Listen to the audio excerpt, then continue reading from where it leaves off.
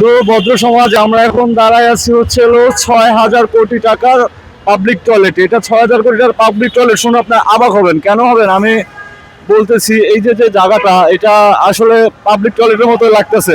Education education public টয়লেটের মতো লাগতেছে। এই যে এইটা, এটা হচ্ছে ময়লার ডাম্পিং হয়ে গেছে। এটা ময়লার ডাম্পিং হয়ে গেছে, কোনো পরিষ্কার নেই। ঠিক আছে। আর এইদিকে আপনি যদি এখানে একটু দাঁড়ায় থাকেন, কিছুক্ষণ পর পর দেখবেন যে একজন প্রস্রাব করতেছে। ওই যে ওইদিকে দেখেন, ওই যে অলরেডি একজন প্রস্রাব করতে বসে গেছে। তো এটা এখন পাবলিক টয়লেটের মতো ইউজ করা হচ্ছে।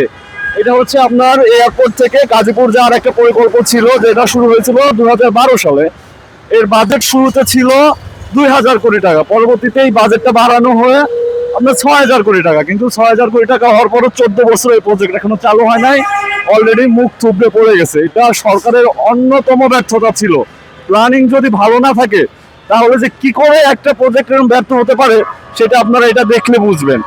যেমন আপনি দেখেন, আমাদের যে ফ্লাইওভারটা করা হয়েছে, এটা সম্পূর্ণ করা হয় না। এটা কিছু কিছু জায়গায় নেমে গেছে, কিছু কিছু জায়গায় নিচ দিয়ে রোড হয়েছে, আবার কিছু কিছু জায়গায় উপর দিয়ে হয়েছে। যার ফলে ট্রাফিকটা যে বিষয়টা আছে, এটা কোনোভাবে ক্লিয়ার হয় না, আরো ট্রাফিক বাড়ে। এই রাস্তা যে 14 বছর ধরে করতেছে, এই 14 বছর এই রুটে চলাচলে মানুষের যে ভোগান্তি, এই ভোগান্তির কোনো সীমা ছিল না। কিন্তু এটা করার পর এখনো মানুষের সেই ভোগান্তিটা দূর হয় নাই, অথচ আরো ভোগান্তি বেড়ে গেছে।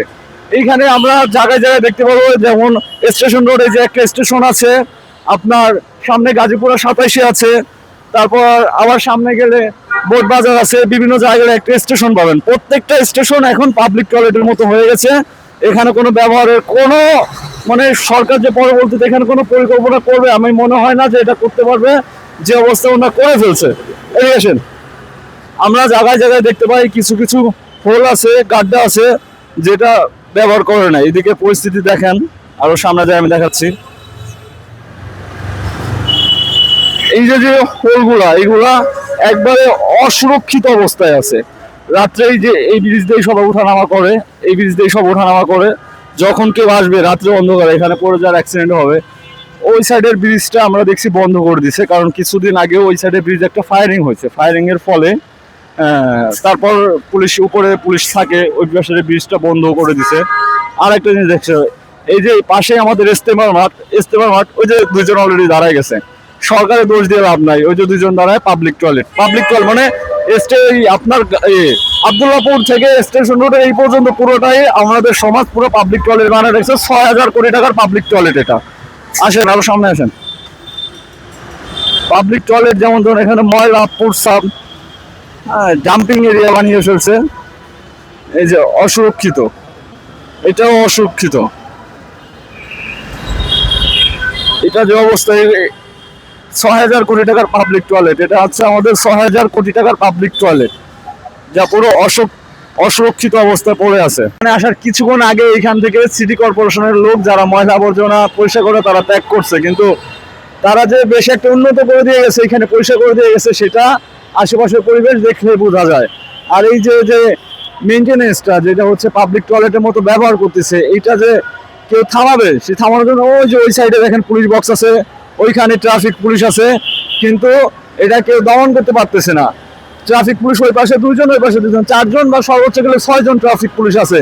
কিন্তু আপনার এখানে 10 মিনিট যদি আপনি দাঁড়ান, কম হলো 5 থেকে 6 জন লোককে আপনি এইদিকে না ওই প্লারে ঘোরায়, ওই প্লারের ঘোরায় দাঁড়ায় দাঁড়ায় আপনি প্রস্রাব করতে দেখবেন।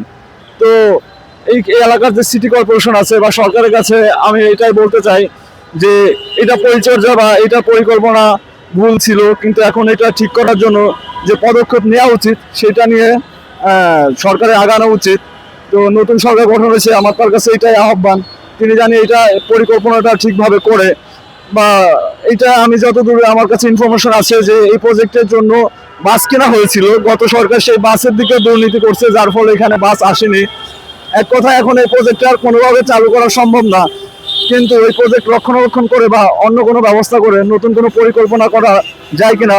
আমাদের তো অনেক প্রকৌশলী আছে, অনেক টাকা বেতন দিয়ে আমরা ভ্যাট দিই প্রকৌশলীদের জন্য, তারা এটার কিছু করতে পারে কিনা, যেহেতু এটা আমাদের দেশেরই সম্পদ, আমাদের জনগণের টাকা, আপনার আমাদের টাকা। তো সরকারের কাছে আমার এই আহ্বান রাখবে, আপনারা যদি ভিডিওটা পারেন তাহলে শেয়ার করে দেন, সবার মাঝে ছড়িয়ে দেন, এবং ভবিষ্যতে যেন আমাদের দেশ এরকম কোনো পরিকল্পনার সম্মুখীন না হয়, সেদিকে আপনারা খেয়াল রাখবেন। আল্লাহ হাফেজ।